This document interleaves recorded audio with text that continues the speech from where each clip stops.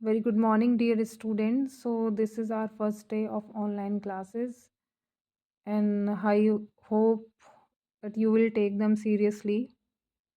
So, before starting any topic, I just want to let you know how to attempt the question paper. I told all these things to you in classroom also, and I am repeating these things again just to make sure that you are aware of these things. So, how to attempt question paper? Your first priority is to complete the question paper. आपकी first priority होनी चाहिए कि आपका कोई भी question paper में छूटे ना। Don't over right anything. किसी भी क्वेश्चन का आंसर इतना लंबा ना लिखें कि दूसरे क्वेश्चन के लिए आपको टाइम ना मिले। ठीक है। देन सेकंड क्या प्रायोरिटी होनी चाहिए कि attempt the question paper section wise. आपको क्वेश्चन पेपर सेक्शन वाइज ही अटेम्प्ट करेंगे, then you will give a good impression to the examiner. If you are not aware of the reading passages, आपको कोई answer नहीं मिल रहा है, then leave enough space in your answer sheet. आप reading passage solve करने के लिए अच्छा खासा स्पेस छोड़ दें।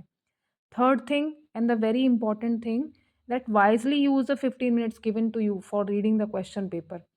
ठीक है, उन 15 मिनट्स में आपने क्या करना है, सबसे पहले अपनी पेंसिल उठा लें, जो फर्स्ट आपका डिस्क्रिप्टिव पैसेज है उसके क्वेश्चंस को रीड करना शुरू करें। एक बार पढ़ें, फिर दोबारा थॉरो अंडरस्टैंडिंग के साथ उनको थोड़ा आराम से पढ़ें। उन क्वेश्चंस में जो वर्ड आपको समझ में ना आए उसको अंडरलाइन कर लें। 2 बार क्वेश्चंस पढ़ने के बाद I believe that you will get some idea that about what the passage is. उसके बाद you need to come to the passage. उसके बाद आप पैसेज पे आओ।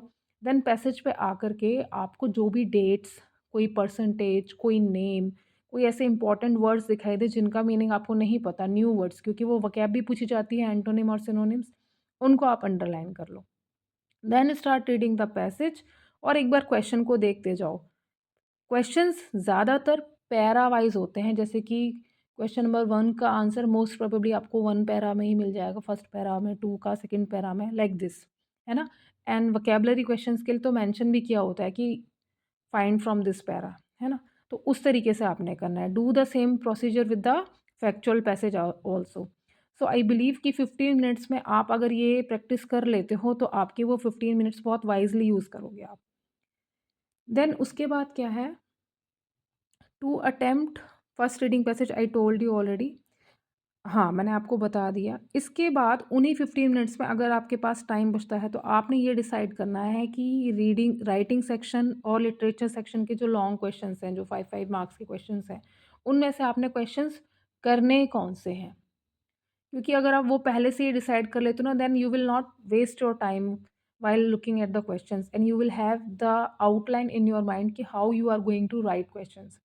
मैं आपको बहुत क्लियरली क्लासरूम में बता चुकी हूँ एनालिटिकल पैराग्राफ कैसे अटेम्प्ट करने हैं और लेटर्स कैसे अटेम्प्ट करने हैं, but I will repeat these things again. And मैंने आपको क्लासरूम में बताया था कि लॉन्ग क्वेश्चंस कैसे अटेम्प्ट करने हैं। सबसे पहले आपको चैप्टर, मैंने आपको लाइंस तक बता दिए हैं कि किस तरीके से आपने स्टार्ट करने हैं। The chapter is an account of this character, है ना?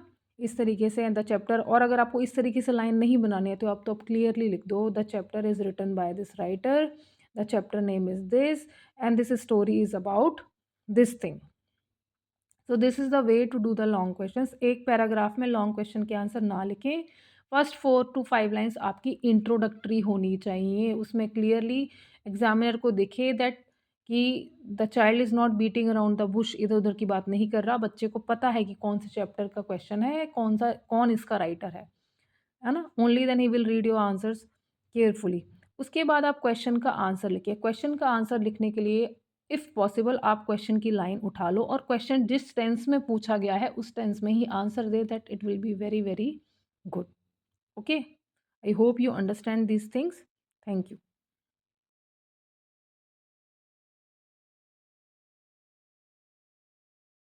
Now we will do this question of analytical paragraph. Carefully observe the pie chart which is given. The question is, describe the pie chart using the given information about the amount of money people use to spend on different categories which are given in the pie chart. अब हमें ये बताना है कि लोग कितना कितना पैसा कहाँ पर खर्च कर रहे हैं। One thing about writing analytical paragraph is that आप कभी भी अपनी तरफ से कोई इन्फॉर्मेशन ऐड ऑन नहीं करोगे। जो कुछ दिख रहा है, जो परसेंटेज दिख रही है, आपको वही लिखनी है। बहुत ईज़ी है, परसेंटेज को देखते जाओ, लाइन बनाते जाओ। अगर क्वेश्चन में कहा गया है कि एप्रोप्रिएट कंक्लूजन निकालें या इंटरप्रेट करें, only then you need to add a line. Okay, now you can start this paragraph by saying that, मैं आपको हमेशा कहती हूँ कि इंट्रोडक्टरी लाइन जो होनी चाहिए वो क्या होनी चाहिए?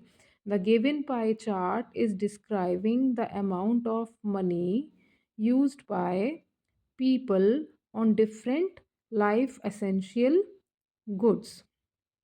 ओके, ये आपकी इंट्रोडक्टरी लाइंस हो गई। अब आप सेकंड पैराग्राफ लिखोगे। अब this is up to you, इसमें कोई मार्क्स कटेंगे नहीं, ये ध्यान रखना। चाहें तो अगर आप सेकंड पैराग्राफ से लाइन छोड़ करके लिख सकते हो या नहीं भी लिखो, इसमें कोई मार्क्स नहीं कटेंगे, ठीक है। You can start with this, जिससे कि हमें दिख रहा है कि सबसे ज़्यादा परसेंटेज जो है ना ग्रोसरी की, हम वहीं से स्टार्ट कर लेंगे। The given pie chart is showing us clearly that people use 23% of their money for grocery items. This is बहुत सिंपल सी लाइन है, मैंने इसमें कुछ भी यूज़ नहीं किया। Now moving ahead we can see that people use 18% of their money for transportation. In addition to this, we can also say that people spend a huge amount on the education of their children, or on the education, that is almost 20%. The least amount which is showing by the pie chart is 5%, which is for the rent. Again, we can see that the amount people spend on clothes is quite high, which is 19%. And there is 15% which is miscellaneous. So from the above things we can conclude that, अब यहाँ पे हम conclusion लिख सकते हैं क्योंकि हमारी बड़ी छोटी छोटी लाइन बनी है और हमारी वर्ड लिमिट है 100 to 120, हमारी 120 to 150 है। तो हम अब इसमें कंपैरिजन करेंगे। We can clearly see that it is quite clear from the pie chart that the amount which is spent on grocery by the people is highest, and the least amount people spent on rent. 15% spending on the miscellaneous task is also a very great amount.